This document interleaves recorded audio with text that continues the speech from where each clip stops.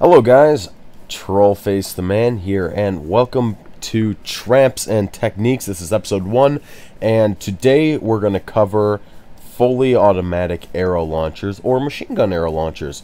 And my goal is to turn your arrow launcher from something like this to something more like this, or better yet, something more like this. And hey, if you're a little bit better at crafting, you might end up making something like this. Not bad. Very loud, but not bad. And if you really want to go ahead and get all artiste, you might decide to make something like this. Now just hold on 1 second, and that is right. There is arrow dispensers behind the lava falls. Who would ever have guessed this? Now that was only 64 arrows in the slot. You can go way higher than that, of course. But that is what we're going to do right then and there because, well, there's a lot. I still like this one. It's cool. Not getting past that very easy. Okay, so how do we make these fully automatic arrow launchers compared to just standard, you know, smack the lever here and fire? You can see I turn it on, it only fires once, turn it off, it only fires once. Well, the reason we can make these is because, like this one right here, what happens is it goes in a cycle. Powers on, powers off, it flashes, which means we're able to fire arrows at a continuous rate. Now, I don't really like this. I have improved on my own design one that does that, except for a lot quicker. Now watch this one blink.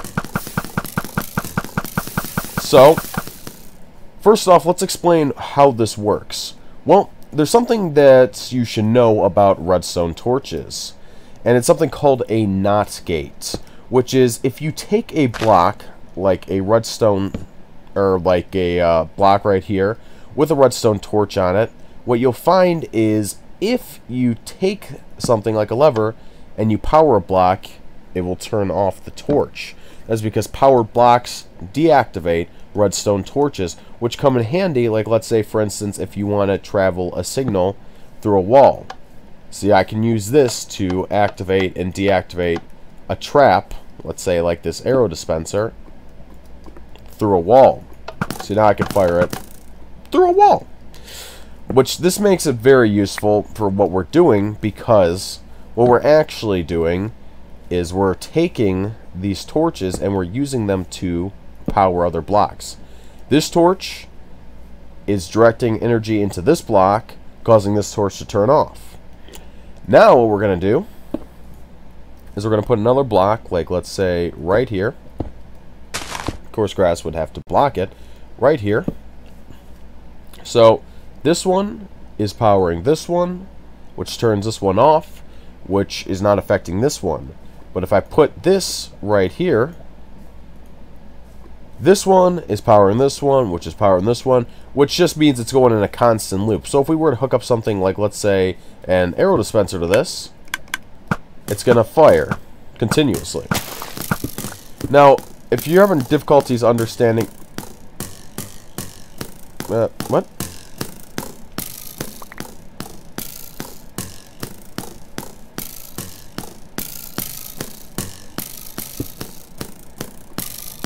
That's interesting.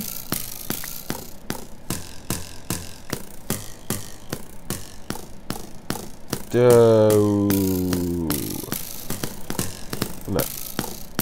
Oh, here it is. What an interesting spot for an arrow to land. And I'd have to jack up that right there.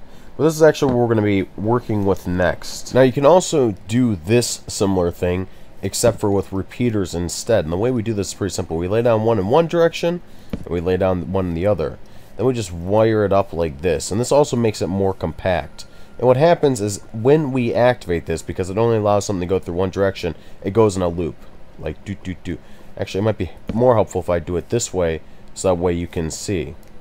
Once again, it only goes in one direction because it's only allowed to go in one direction. So if I were to... in the world, just keep putting it in the wrong area. If I were to show you like this, quickly... oop. And I messed it up. If I quickly turn the lever on and off like this, as you can see, it's going around in a direction. And you can use something like this to also power, you know, your dispensers for firing arrows. See? And you can get it to go pretty fast. You can get it to go faster than that.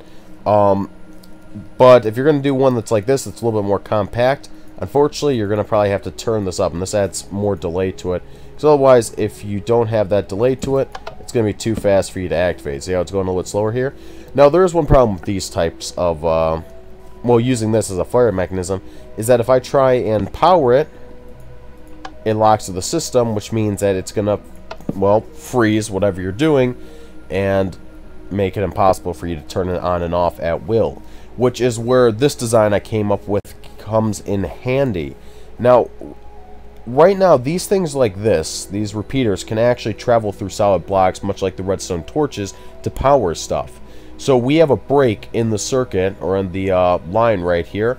What we're going to do is push a block right here, allowing for the signal to travel through this block and complete the circuit, allowing that to fire. So as you can see, no block, no redstone magical signal traveling through, no firing. Push here, block here, firing. Which means that you can have a system where you can turn it on and off like this, which is very helpful. However, once again, those fire very slowly and not very good. Now you can see I just have, like with the other one, I can just turn it on and off at will, and it's simpler, but once again, it's not as compact. Also, it doesn't fire as fast as, well, this one over here. You can see how fast this one fires. Now, this is a special design I came up with myself. Now, I wouldn't be surprised if there's plenty of other people out there that have used it before. I don't honestly need to hear about every person ever who has used it before. I came up with this design myself. I didn't have it come up by anybody else. If someone else does have it, okay, I understand. But, anyways, the way I found this design was actually, I was doing this. I was messing around with some redstone, and I actually realized that if you do this and you connect all these together, they start freaking out, right? I finally realized, though, is that instead of having 4 torches like this, you can literally just use these 2 torches right here. Now, this right here, it has to be on top like this. So you can't just be like connection here and here. You have to have it on top here and on top here, and they constantly just short each other out. Now, if you're going to hook up anything up to it, you have to make sure that you don't hook it up from one side or the other, because if you see, this will turn on and off periodically because these torches short out so many times and they switch sides. So if you want it to constantly fire at a continuous rate, you have to hook it up from the center, like so, and then you wire that to your dispenser. That's as simple as that. That's how you make a machine gun arrow launcher. And you can get really creative. Like I said, I have these designs over here, in which case I have literally a whole tunnel full. And it's just really about wiring everything up. So as you can see, I just have all these wired up to dispensers here. I have this area. Now normally this would all be buried underground, but I'm not going to do that because this is just for demonstration's sake. But I have everything wired down here. Here is where the actual repeater is. Keeps blinking, as you can see. And yeah, everything can just be hidden underground. You can have some really cool traps. The best one I had was over here, which is the traps are actually behind the lava, which means that when they fire their arrows, they catch fire, which deals just some extra damage to them. So, this is how you make some machine gun arrow launchers. Just imagine one of these things on top of one of your fortresses, guaranteed to slay any oncoming armies. I thank you guys very much for watching. I hope you found this episode useful. If you have your own suggestions for what type of traps I should build next, or some interesting techniques, or tips, or tricks, or anything like that you guys would want to see, just let me know. I just love this Minecraft rain. Anyways, guys, thank you for watching, and bye.